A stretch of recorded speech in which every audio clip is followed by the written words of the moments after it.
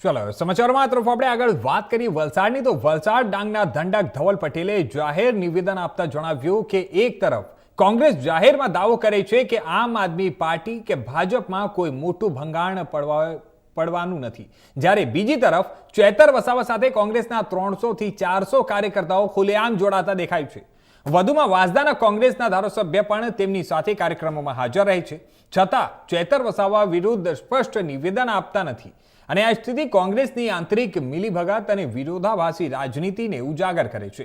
ભાજપે સ્પષ્ટ કર્યું છે કે ભારત વિરોધી, હિન્દુ વિરોધી અને આદિવાસી વિરોધી વિચારધારાને કોઈ સ્થાન નથી।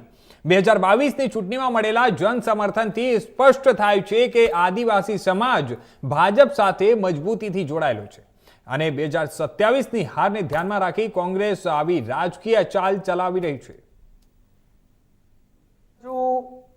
કોંગ્રેસના વાંસદાના ધારાસભ્ય વાપીમાં એવું સ્ટેટમેન્ટ આપ્યું કે અમે આમ આદમી પાર્ટી અને ભાજપમાં મોટું ભંગાણ કરશું। ભાજપમાં તો કોઈ ભંગાણ પડવાનું છે નથી, પણ આમ આદમી પાર્ટીમાં ભંગાણ પડવાની વાત કરે છે।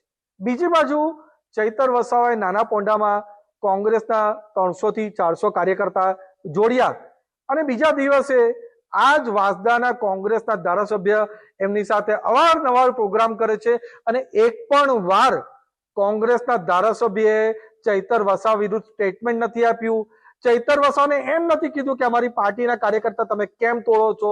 એ બતાવે છે કે ચૈતર વસાવા અને વાંસદાના કોંગ્રેસના ધારાસભ્યની પૂરી રીતે સાઠગાંઠ છે અને ભાજપના દરવાજા તો એમની માટે બંધ જ છે, કારણ કે ભાજપમાં આવા જે ભારત વિરોધી, હિન્દુ વિરોધી, આદિવાસી વિરોધી નેતાઓની જગ્યા નથી। એટલે વાંસદાના કોંગ્રેસના ધારાસભ્યો માટે ભાજપના દરવાજા બંધ છે અને કોંગ્રેસ 100% 2027માં હારવાની છે। એટલે આમ આદમી પાર્ટીમાં કુદાકડો મારવા માટે આ બધા ગતકડા કરી રહ્યા છે, સાઠગાંઠ કરી રહ્યા છે, પણ આમ આદમી પાર્ટીમાં જાય, કોંગ્રેસમાં રહે કે કશે પણ જાય, એનાથી અમને કોઈ ફરક પડતો નથી। આ ફક્ત ને ફક્ત એમની જે રાજનીતિ છે એને એક્સપોઝ કરવા માટે હું પૂરું આ બયાન આપી રહ્યો છું કે એમને આદિવાસી સાથે કોઈ લેવા દેવા નથી। ફક્ત ને ફક્ત પોતાનો અંગત સ્વાર્થ અને પોતાની જગ્યા બચાવવા માટે આ પૂરી રાજનીતિ કરી રહ્યા છે।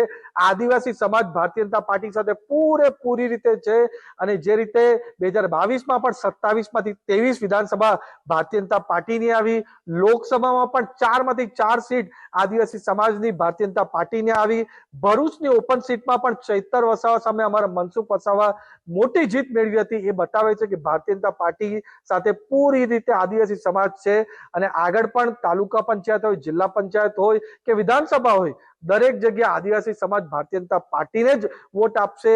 પણ એક વાત નિશ્ચિત છે કે આ કોંગ્રેસના વાંસદાના ધારાસભ્ય પૂરા ગતકડા કરીને કોંગ્રેસને પાયમાલ કરીને આમ આદમી પાર્ટીમાં જવા માટે પૂરો તખ્તો તૈયાર કરી રહ્યા છે। તમે જોતા હશો કે 80% પ્રોગ્રામ એ કોંગ્રેસના બેનર હેઠળ કરતા નથી, પોતાના બેનર હેઠળ જ કરે છે। એ બતાવે છે કે કોંગ્રેસમાં કઈ એક ગતકડા કરવાની પૂરી ફિરાકમાં છે। એટલે કોંગ્રેસના પ્રદેશ પ્રમુખ અમિત ચાવડા અને વિપક્ષના નેતા તુષાર ચૌધરી, મને સંપૂર્ણપણે ખાતરી છે કે એ લોકો આમાં પૂરી રીતે જોઈ રહ્યા હશે, પણ અમને એનાથી ફરક પડતો નથી। અમારી ભારતીય જનતા પાર્ટી તો લોકોના વિકાસ સાથે પૂરી રીતે છે। આ બંને પાર્ટી અંગત સ્વાર્થ માટે ભારત અને ગુજરાતને તોડવાની રાજનીતિ આમ આદમી